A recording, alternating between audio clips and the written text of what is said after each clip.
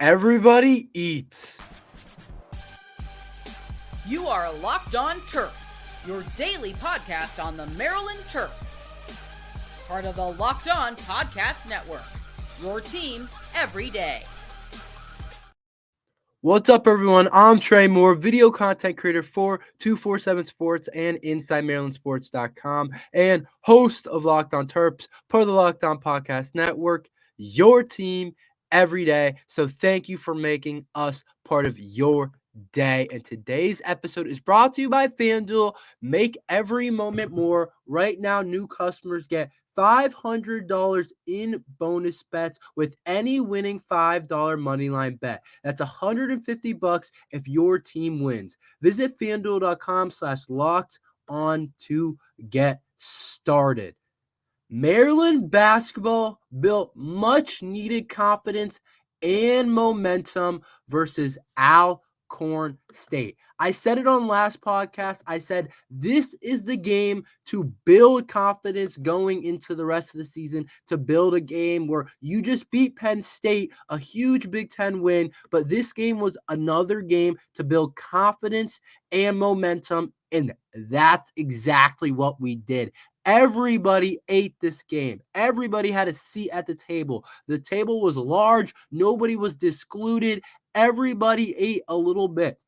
Everybody was full after that game, after beating Alcorn State 105-65. And this is exactly what you want from this type of game. A team like Alcorn State that's only 1-10 now. They're not a very good team overall. I try to justify them being a solid team on the last podcast, and they do have some good basketball players. Don't get me wrong, but this team isn't up to par to what we are. So when you play a team like this and the competition is down, what you want to do, the number one thing you want to take away is, I think, exactly what Maryland did. Let everybody eat, everybody build confidence, and everybody build momentum. And that's what we did with the win, 105-65. Everybody ate. I think everybody trended in the right direction. I think everybody started to get going. Like, legitimately, if you look down the roster, everybody that has some type of impact on the team, anyone that has been in the rotation, been slightly out of rotation, whoever it is, mainly any guy you looked at had a pretty good game, and I think that's exactly what you want. I think the Terps built much needed confidence outside of Julian Reese and Jahmir Young. We already know that Julian Reese and Jahmir Young, we already know that they're going to be all Big Ten selections probably. They're our best players. They're both averaging above 15 points per game. They're both filling it up. They're both carrying us in a lot of games. Against the Penn State game, they each had above 20. We already know that Jahmir Young and Julian Reese are going to show. We know what those two are going to bring. We know those two guys are stars in the Big Ten. We know those two guys can score the ball. We know Julian Reese is going to go for a double-double. But this game against Alcorn State, Julian Reese and Jahmir Young, yes, they look good. They had their good games. But outside of Julian Reese and outside of Jahmir Young, I think players were able to build some type of confidence, some type of momentum, which I think is extremely important. I think confidence in sports is so important. Being a Division I athlete, I feel like I understand that confidence is the name of the game. I was looking around for a quote on confidence because how important I think confidence is, and this is what I found.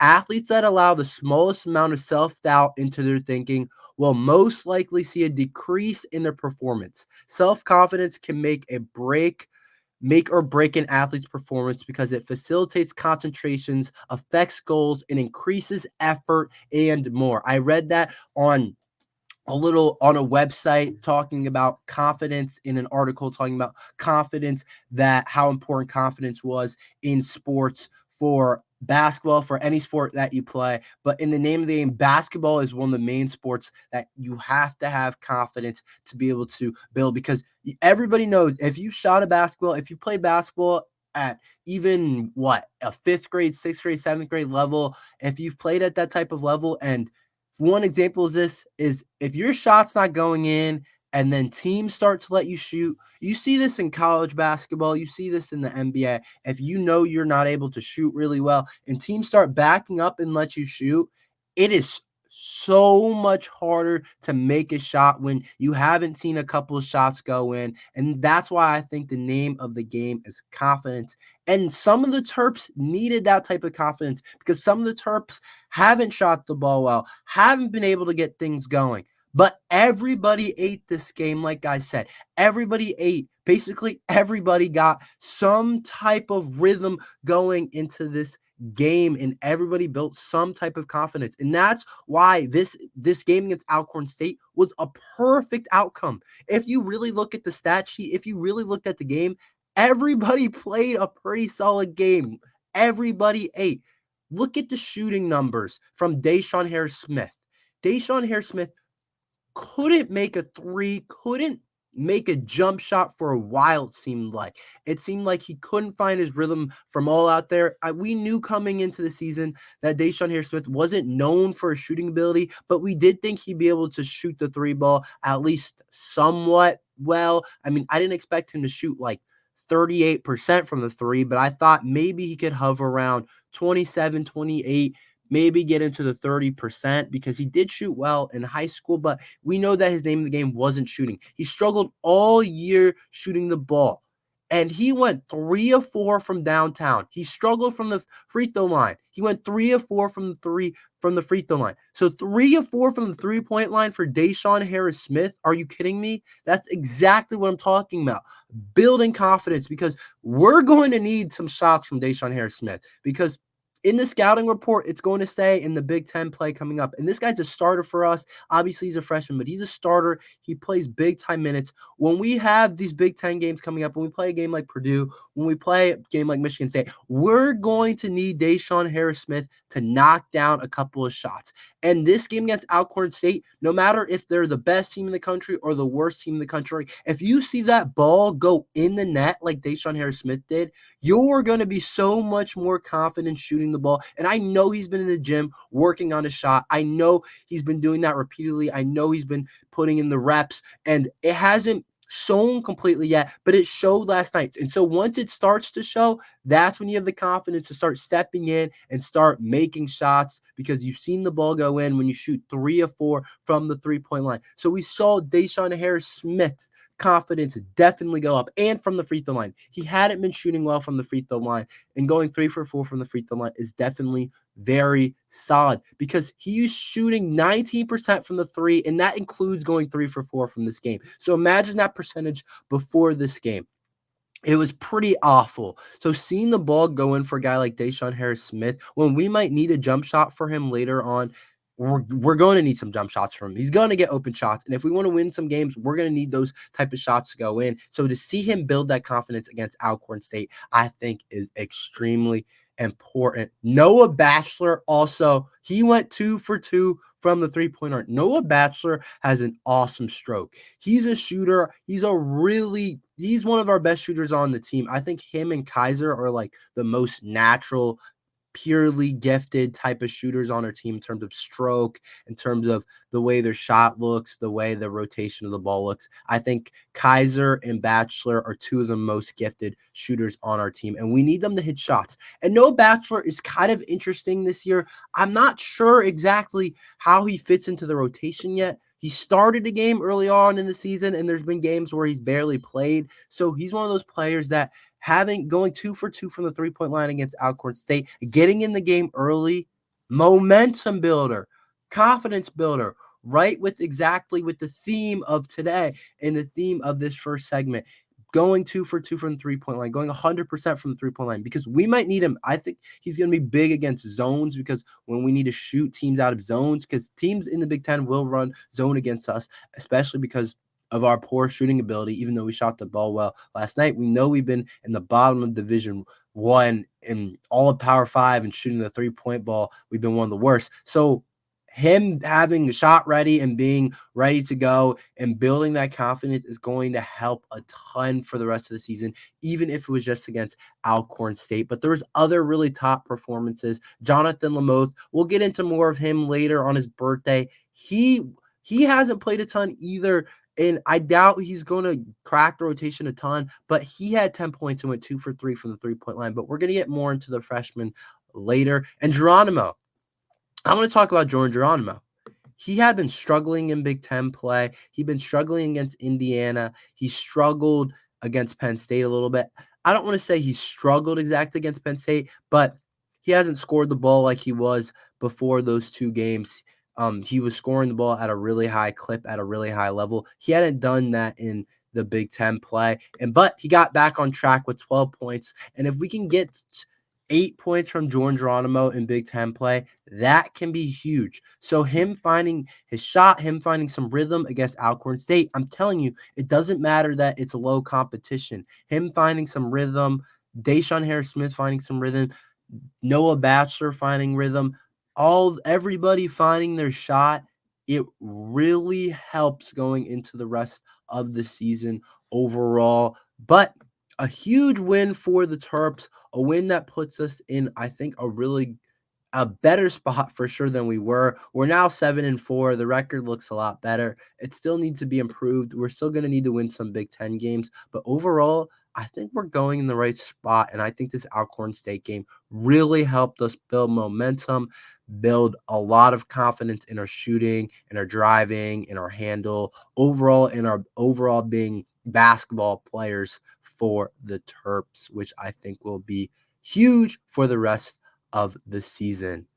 2 Maryland football players entered the transfer portal, but is Maryland still in a good spot without them? I'll tell you about that after this ad from FanDuel. As the weather gets colder, the NFL offers stay hot on FanDuel. Right now, new customers get $150 in bonus bets with any winning $5 moneyline bet. That's $150 if your team wins. If you've been thinking about joining FanDuel, there's no better time to get in on the action. The app is easy to use. There's a wide range of betting options, including spreads, player props, over-unders, and more. So visit FanDuel.com/lockedon and kick off the NFL season. FanDuel, the official partner of the NFL. 2 Maryland football players entered the transfer portal, and of course it's portal season, so we've got to talk about it. But I am not concerned about these two guys, even though they're really good players that have a chance to be overall really high-level guys. But I think we're okay without them. Obviously, I don't want to put these guys down. They're really great players, but I just think this is more about how Coach Loxley has recruited, how excited I am about some of the youth, some of the experience in the position groups that these two guys are part of. But, of course, Ramon Brown and Riyad Wilmot are out for the Terps. They both hit the transfer portal. Wilmot played a good amount for the Terps, had a larger role this year as a redshirt junior, 12 tackles and a sack. He's like an outside linebacker, pass rusher kind of player for the Terps. Definitely had an impact on the team, Wilmot did. Definitely was a solid rotational piece. He was a 3-star out of Florida, but I do think we have players that make up for it. Losing Jason Barham was big. Jason Barham, that's our biggest loss, and I don't think we have anybody that's going to be able to fill that role and do quite what he's going to do at the level he's going to do it at, and that at the type of talent, the NFL talent that he has, and be able to do everything on defense, be able to put him on the edge and rush the passer, to be able to blitz, to be able to stop the run, to be able to pass coverage, the pick he had on J.J. McCarthy, the ability to be a freshman All-American. Losing Jason Barham is huge. It really hurts us, and it's going to be hard to recover from that. But losing Wilmot, I still feel really confident in the rest of our guys, in the rest of our team, that I think that we're okay. Obviously, it stings to lose a rotational type of piece. You don't want to lose that type of depth. But if people are going to transfer out, people are going to leave. And I feel okay with Wilmot leaving because I feel like we have other players that can step up. Obviously, I don't wish that he would leave. Obviously, I think he's a really good player. So this is not me putting him down. This is me saying that I have confidence in the rest of the players that we have, in the rest of the team, especially that outside linebacker, defensive end group, whatever you want to call them, jack linebacker. They call it different. I'm not exactly sure what they call them in our scheme, but I think we have players on that defensive end, outside linebacker spot that are going to be able to fill the position of Wilmot starting with Kellen Wyatt. Kellen Wyatt, I'm so excited for him. I think he has a chance to be a really good player. Played a ton as a freshman, started games as a freshman, and as a sophomore, took a leap. Same position as Wilmot, really. And he led our teams in sack this year with 4.5 sacks, 6.5 tackles for loss, had 7 tackles against Penn State. I saw flashes from Kellen Wyatt that I said he needed to take a freshman to sophomore leap. And I think it's fair to say he took a pretty decent leap from his freshman year to his sophomore year. And I'm looking for an even another leap from sophomore year to junior year to be, I think he should be at least an honorable Big Ten type of mention, because losing Jayshawn Barham on the edge and even losing a guy like Wilmot, even though I said I'm confident that the guys I'm going to talk about can refill his position, I do think Kellen Wyatt does need to take another step, because we're going to lose some guys on the defensive side of the ball, and we're going to need pass rush. We're not going to have Talia. We're not going to have, we probably won't have as high powered as offense. So having a pass rush will be important. But Neo Avery, he was hurt most of the year. I'm not exactly sure what was up with Avery. They didn't put out exactly what was wrong with him some of the time, but 4-star recruit, defensive end. And I thought this guy coming into the year, when I watched his film, I said, this guy is going to be a really good player. Need to add some weight, but he had some length, some size that you can't teach. And I still think Avery is going to be a really good player as a sophomore. If he comes back healthy, if he comes back ready, I don't think he'll enter the transfer portal. I think he'll be back for the Terps. I'm hoping and praying, because I think this guy has some really high-end talent at that outside linebacker type of spot. Let him go off the edge and rush the passer. So I have confidence in Kellen Wyatt, and I also have confidence in Avery to come in next year and to make big-time plays. But maybe the best player in that room, Donnell Brown. I don't know why. In my head, I always thought Donnell Brown was a senior, but he was actually a junior last year. So he does have another year, so he should be back for the Terps. But Donnell Brown made plays last year, and we weren't sure coming from St. Francis, not that Power 5 Division I level. I wasn't sure how well his game would translate, but it definitely translated.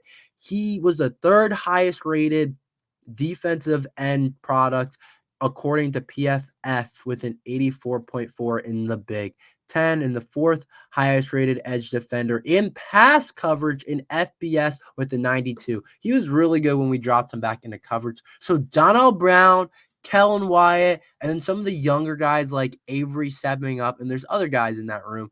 I feel confident that even though we're losing Wilmot, there's enough depth and overall talent in that room that we shouldn't be losing. All right, let's talk about losing Ramon Brown. So this one is interesting. I had high hopes going into the year with Ramon Brown, but he was hurt most of the year. He was a 4-star back out of high school, had a lot of offers, has a really high ceiling, and still has a chance to complete that ceiling and go somewhere else to be a really high-level player. But it just never kind of materialized himself this year. His freshman year, he did play a good amount, but this year he only had 1 carry for 3 yards. A big part of that was injury and where he was in the depth chart. But last year he had 34 carries for 122 yards. But this is another guy that I think we have so much talent in the running back room that if we didn't maybe have Roman Hemby and Antoine Littleton and all these guys, maybe I would feel worse about losing him. But I kind of feel like it's best for him to move on because of where we are with our running back room, how it is overall. Obviously, I don't want to lose a 4-star running back, but I think I think our running back room is loaded. Of course, with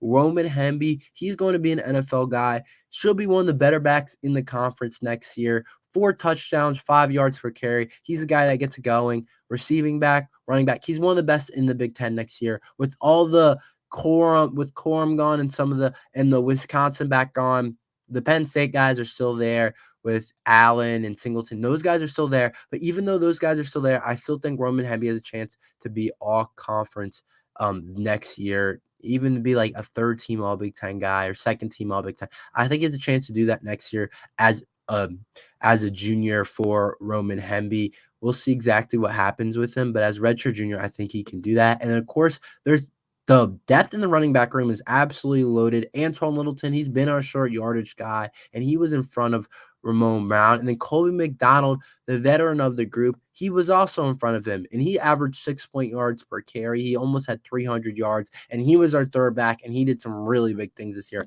He had times where I was like, he's our best back. So with Colby McDonald, Antoine Littleton, and Roman Hemby, there's not really a spot for Brown. And then there's also, don't forget, next year we're bringing in another four-star running back, and Deshaun Williams from St. Francis, a four-star back who will get some carries next year. They like to sprinkle in. They like to rotate guys, which makes sense because you want as many guys to play as possible, because I think a big part of that is the transfer portal, exactly what we're talking about. But I think with Deshaun coming in, with Roman Hemby, Antoine Littleton, I think we're okay with losing Ramon Brown. I think he will be better off suited somewhere else, playing for somebody else and getting more carries in a less loaded type of running back room. But overall, this speaks pretty loud to how Coach Loxley has recruited in this room and how the staff has recruited in this room, because we can lose a four-star back and I still feel fine. I still feel complete confidence overall in that room. And I also feel confidence in that outside linebacker room. Let's get back to the basketball. The freshmen were impressive last night. They're coming around. We'll tell you about that after this ad from LinkedIn. These days, new potential hires can feel like high-stakes wagers for your small business. You want to be 100% certain that you have access to the best qualified candidates available. That's why you need to check out LinkedIn Jobs. LinkedIn Jobs helps find the right people for your team faster and for free. A lot of people need jobs right now, and if you want to find someone amazing for your company, LinkedIn Jobs helps you find the qualified candidates you want to talk to faster. Post your job for free at linkedin.com/lockedoncollege. That's linkedin.com/lockedoncollege to post your job for free. Terms and conditions apply.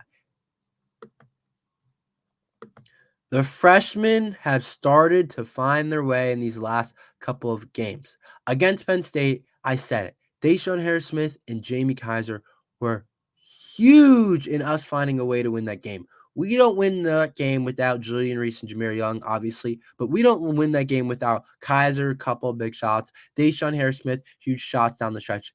I don't think we win that game. I think this team is coming around overall. I think it's getting better. I wasn't sure about it overall, but I think Kevin Willard has done a really good job developing this team. And I think it starts with these three guys. Jahnathan lamothe, I want to add him in. I know he doesn't get the type of credit, but he played an awesome game last night on his birthday. And then Jamie Kaiser, of course, DeShawn Harris-Smith. It's been hard at times this year. They haven't been efficient sometimes. They have shot the ball poorly for a lot of the year. They've had turnovers. And Willard said they'll come around and everybody needs to take a chill pill, because everybody was kind of like, what's going on? These guys are 4 stars. They're supposed to come in and make an impact. And so far, they haven't really done that.